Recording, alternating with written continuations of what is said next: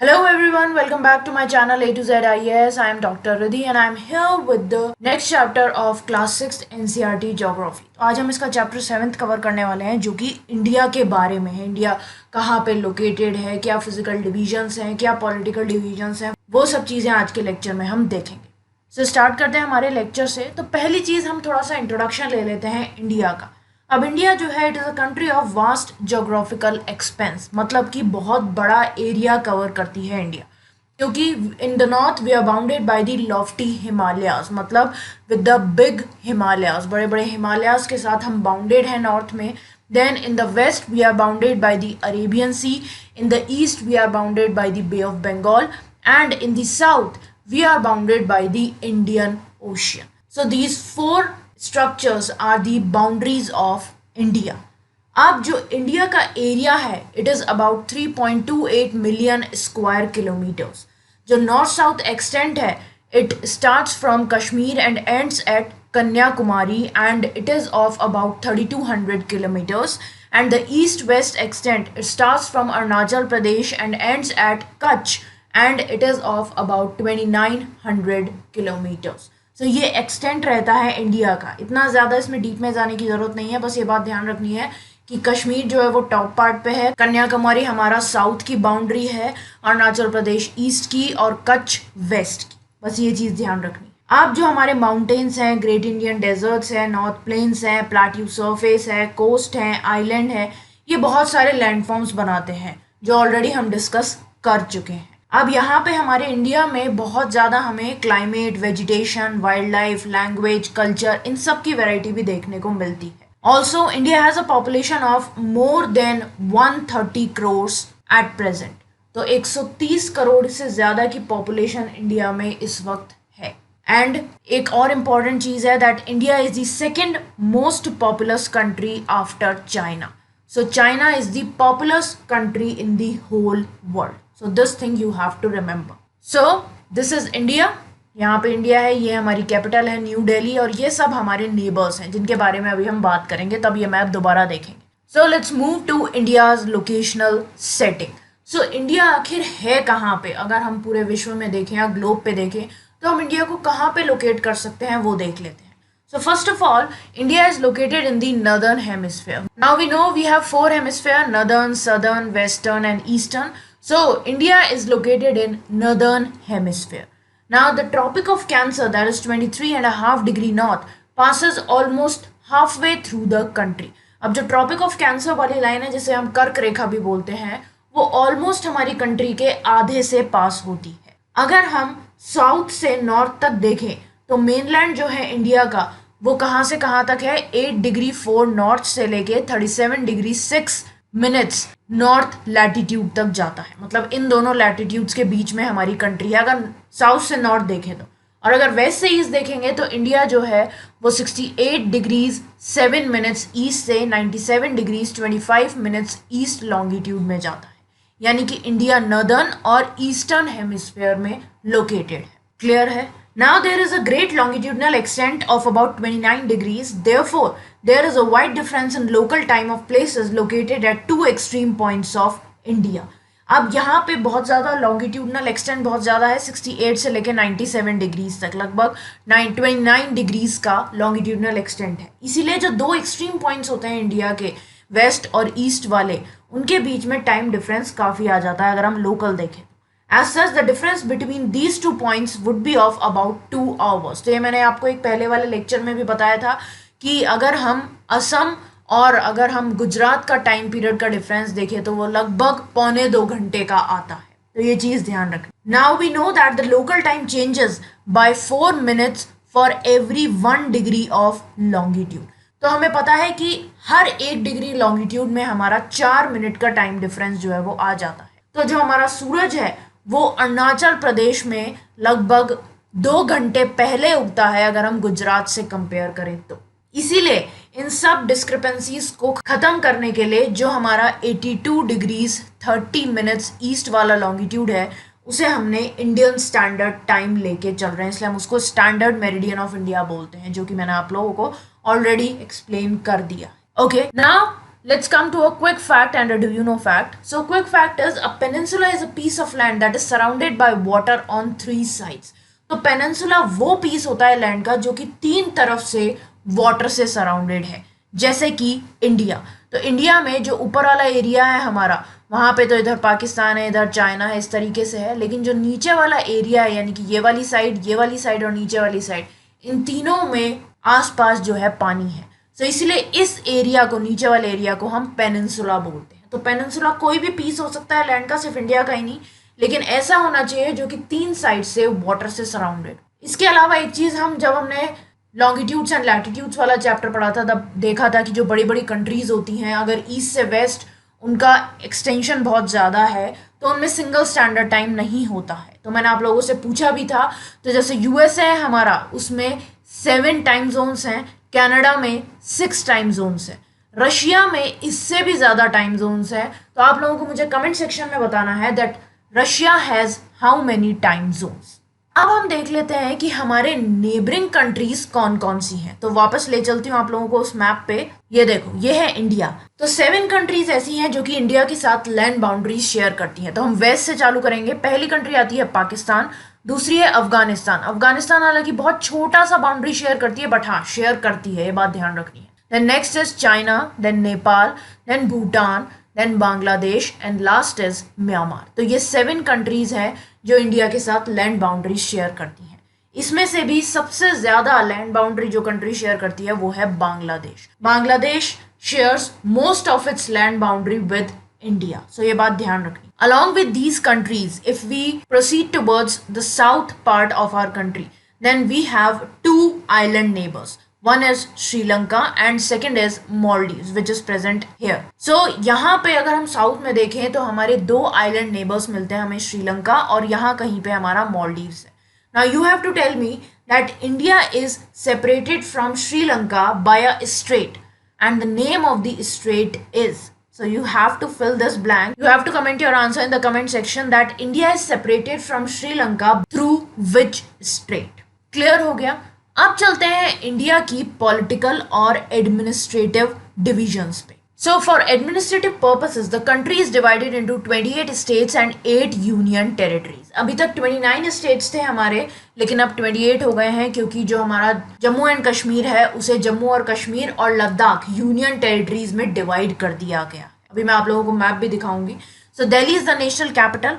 States जो है वो लैंग्वेज के बेसिस पे बनाए गए हैं हमारी कंट्री में, यानी कि लिंग्विस्टिक बेसिस पे। नाउ अगर हम एरिया वाइज देखें, so Rajasthan is the largest state by area and Goa is the smallest state. Now let me show you the new map of India. So it is the new map of India. So here is Jammu and Kashmir and Ladakh, which are now the union territories of India. So you have to remember that we have 28 states now and 8 union territory. Okay, जो दमन and Diu है और दादर और नागर हवेली है उसको भी एक में ही कर दिया है, नहीं तो 9 यूनियन टेरिटरीज हो रही थी, लेकिन अब 8 यूनियन टेरिटरीज। क्लियर हो गया? अब चलते हैं हमारे इंडिया के फिजिकल डिविजन्स पे। So India is marked by a diversity of physical features such as mountains, plateaus, plains, coast and island. Already we have studied about them in a separate lecture. Now, standing as the sentinels in the north are the lofty snow-capped Himalayas. What is the meaning of sentinel? Sentinel is the guard, पहरेदार जो होता है। तो north में हमारे पहरेदार की तरह कौन खड़ा है? हमारे हिमालयाज। मैं आप लोगों को मैप में भी शो करती जाती हूँ साथ के साथ। तो ये हिमालयाज हैं जो कि हमारे नॉर्दर्न एरिया को कवर करते हैं, या आप ये कह सकते हो कि नॉर्थ की बाउंड्री बनाते हैं। नाउ हिम प्लस आलिया means abode of the snow, मतलब स्नो का घर जो है। हिम यानी कि स्नो और आलय मतलब घर। तो जो स्नो का घर है, जो बर्फ का घर है, वो है हिमालय। हिमालयन माउंटेन्स जो है they are divided into 3 main parallel ranges. So this is important that Himalayas are divided into 3 main parallel ranges, and these are, the first one is the northernmost range which is known as Great Himalaya or also known as Himadri. तो ये हमारी पहली range है जो सबसे north में पाई जाती है हमारे, ये इसका नाम है हिमाद्री या फिर ग्रेटर हिमालयाज या ग्रेट हिमालयाज भी बोल सकते हैं. जो हमारे वर्ल्ड की हाईएस्ट पीक्स है वो यहीं पे लोकेटेड है, जैसे माउंट एवरेस्ट हो गई, कंचनजंगा हो गई, ये सब. देन मिडिल हिमालय और Himachal lies south of Himadri. Himadri के नीचे आता है हमारा हिमाचल या फिर हम इसको मिडिल हिमालयाज भी बोलते हैं। Now many popular hill stations are situated here. जो हिल स्टेशंस है हमारे देहरादून वगैरह जैसे, ये सब इस एरिया में लोकेटेड है, यानी कि मिडिल हिमालयाज में। एंड द लास्ट रेंज और the southern most range is Shivalik.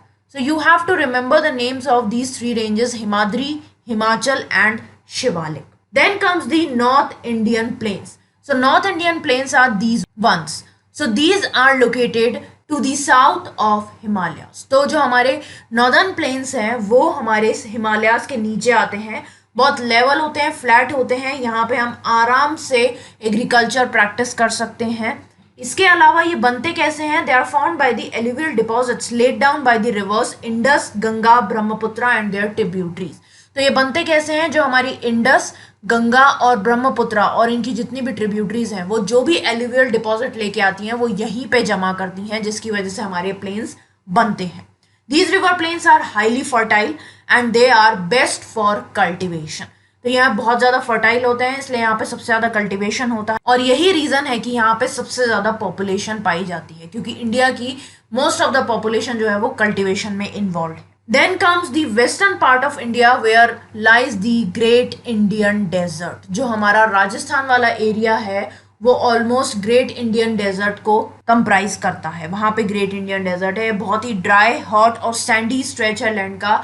यहाँ पे पानी की बहुत कमी है और यहाँ पे जो वेजिटेशन है वो भी बहुत कम है, क्योंकि इतने ज़्यादा टेम्परेचर में बहुत थोड़ी सी वेजिटेशन, जैसे कैक्टस वगैरह की जो वेजिटेशन है वही हमें देखने को मिलती है, क्योंकि यहाँ पे ऐसी वेजिटेशन ही होगी जिसको पानी की कम ज़रूरत होगी, क्योंकि पानी की यहाँ पे कमी है। Then to the south of the northern plains lies the peninsular plateau. अगर हम नॉर्दर्न प्लेन्स के साउथ में देखेंगे तो ये हमारे पेनिनसुलर प्लेट्यू आते हैं। देखो ये रहा छोटा नागपुर प्लेट्यू वगैरह, तो ये सब चीज़ें यहाँ पे आती हैं। ट्रायंगुलर होता है शेप में, ऑब्वियसली ये देखो ट्रायंगुलर शेप में दिख रहा है आपको, यहाँ पे चौड़ा है और यहाँ पे नीचे आते आते ये पतला हो जाता है। अब ये ऐसा रीजन है जहाँ पे हमें बहुत सारी हिल रेंजेस भी मिलती हैं और वैलीज भी मिलती हैं, जैसे कि ये रही अरावली रेंज, ये रही हमारी विंध्या रेंज, यहाँ पे हमारी सतपुरा रेंज। तो बहुत सारी हमारी हिल रेंजेस भी मिलती हैं। अरावली रेंज जो है वो one of the oldest ranges है वर्ल्ड की, और मैंने आप लोगों को बताया भी था that Aravali is the oldest fold mountain of India. तो ये हमारी कंट्री को नॉर्थ वेस्ट साइड से बॉर्डर करती है। फिर जो हमारी विंध्या और सतपुरा रेंजेस आती हैं, ये भी बहुत इंपॉर्टेंट रेंजेस हैं, क्योंकि इन रेंजेस के थ्रू हमारी जो नर्मदा और तापी रिवर है वो फ्लो करती है, और ये दोनों रेंजेस हमारी मध्य प्रदेश में आती है। Then the Western Ghats or Sahyadris border the plateau in the west and the Eastern Ghats provide the eastern boundaries. अब जो हमारा प्लेट्यू है उसकी वेस्टर्न तरफ से बाउंड्री कौन कर रहा है? वेस्टर्न घाट्स। और ईस्टर्न तरफ से कौन बाउंड्री बना रहा है? ईस्टर्न घाट्स। अब जो प्लेट्यू है हमारा वो बहुत ज़्यादा रिच है मिनरल्स में, जैसे कोल हो गया, आयरन ओर हो गया, तो सबसे ज़्यादा हमें वो यहीं पे मिलता है। तो ये हमारा छोटा नागपुर प्लेट्यू हो गया और ये हमारा डेक्कन प्लेट्यू। जो वेस्टर्न घाट्स है हमारे, उनका दूसरा नाम है सह्याद्रीज, तो ये बात भी ध्यान रखनी है आप लोगों को। अब वेस्टर्न घाट्स के अगर हम वेस्ट में देखें यानी कि इस तरफ, और ईस्टर्न घाट्स के ईस्ट में देखें तो कोस्टल प्लेन्स है। जो वेस्टर्न घाट्स के कोस्टल प्लेन्स है वो बहुत ही पतले हैं, एंड जो ईस्टर्न कोस्टल प्लेन्स हैं दे आर ब्रॉडर। तो ईस्टर्न और वेस्टर्न घाट्स में ये डिफरेंस हो गया। इसके अलावा बहुत सारी ईस्ट फ्लोइंग रिवर्स भी हैं हमारी, जैसे कि महानदी हो गई, गोदावरी हो गई, कृष्णा हो गई, कावेरी हो गई। ये सब हमारी ईस्ट फ्लोइंग रिवर्स हैं and they all drain into bay of Bengal. Then the Sundarban delta is formed where the Ganga and Brahmaputra flow into the bay of Bengal.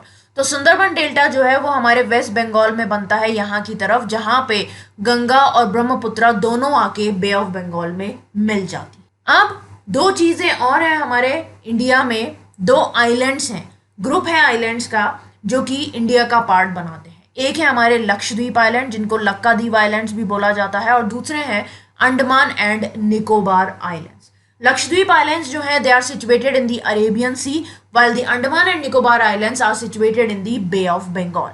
अब ये कोरल आइलैंड्स हैं जो कि केरला के कोस्ट पे प्रेजेंट है। जो लक्काद्वीप आइलैंड्स है हमारे, ये कोरल आइलैंड्स हैं जो कि केरला के कोस्ट पे प्रेजेंट है। अब अंडमान और निकोबार आइलैंड जो है वो साउथ ईस्ट एरिया में प्रेजेंट है, जैसा कि आपको दिखाई दे ही रहा है कि बे ऑफ बंगाल में प्रेजेंट है। तो ये दोनों चीजें भी हमको ध्यान रखनी। क्लियर हो गया। अब आते हैं हमारे चैप्टर के लास्ट पार्ट पे, जो कि है कुछ क्विक फैक्ट्स। सबसे पहला क्विक फैक्ट ये है कि एलुवियल डिपॉजिट्स क्या होते हैं। बहुत फाइन सॉइल्स होती हैं, मतलब कि एकदम महीन मिट्टी होती है जो कि रिवर्स लेके आती हैं और रिवर बेसिन्स में डिपॉजिट कर देती है। दूसरी तरफ ट्रिब्यूटरी क्या होता है, एक रिवर या स्ट्रीम होती है, एक नदी होती है, एक नहर होती है जो कि अपना पानी एक मेन रिवर में कंट्रीब्यूट करती है by discharging it into main river from either side. अब वो रिवर की किसी भी साइड से आके अपना पानी उसमें कंट्रीब्यूट करती है, तो वो होती है tributary. And what is this tributary? Which starts from this main river and distributes its water to different places. That is distributary. Okay. Then next fact is Ganga and Brahmaputra, they form the world's largest delta, that is Sundarbans Delta. तो गंगा और ब्रह्मपुत्र मिलके पूरे विश्व का सबसे बड़ा delta बनाती है, जिसका नाम है सुंदरबंस डेल्टा। ये डेल्टा जो है वो ट्राइंगुलर शेप का है and it is an area of land formed at the mouth of the river. जो हमारी नदी का मुंह होता है, वहां पे जो लैंड का एरिया बनाते हैं वो होता है डेल्टा। अब कोरल्स क्या होते हैं? कोरल्स जो होते हैं वो जो हमारे छोटे छोटे मरीन एनिमल्स होते हैं, पॉलिप्स, उनका स्केलेटन होते हैं कोरल्स। जब हमारे लिविंग पॉलिप्स मर जाते हैं, व्हेन दे डाई आउट, उनका स्केलेटन जो है वो बच जाता है। तो जो बाकी पॉलिप्स होते हैं, they grow on the top of this hard skeleton which grows higher and form the coral islands. ठीक है, तो हार्ड स्केलेटन के ऊपर पॉलिप ग्रो करते जाते हैं और वो ऊंचा होता जाता है और कोरल आइलैंड बना लेता है। Late me show you the picture of one coral island. So this is the coral island. कितना ब्यूटीफुल है ना। इस तरीके के कोरल आइलैंड्स जो हैं बहुत अलग अलग जगह पे हमें देखने को मिलते हैं। क्लियर है? नेक्स्ट लेक्चर हमारा लास्ट रहेगा, जिसमें हम इंडिया की वाइल्ड लाइफ, वेजिटेशन, इन सब के बारे में बात करें। तो गाइज मैं होप करती हूँ कि आपको आज का लेक्चर अच्छी तरीके से समझ में आ गया होगा। कोई भी डाउट है तो आप कमेंट सेक्शन में मुझसे पूछ सकते हो। इसके अलावा इस लेक्चर की PDF आपको मेरे टेलीग्राम ग्रुप पे मिल जाएगी, जिसका लिंक मैंने डिस्क्रिप्शन बॉक्स में दे दिया है। ओके, सो अगर आप लोगों को वीडियो इन्फॉर्मेटिव लगा, यूजफुल लगा, तो बेल आइकन को प्रेस करना मत भूलना, जिससे आगे भी आप लोगों को इसी तरीके के इन्फॉर्मेटिव वीडियोस मिलते रहें। सो आज के लिए बस इतना ही। That's all for today guys. Thanks for watching. Have a nice day.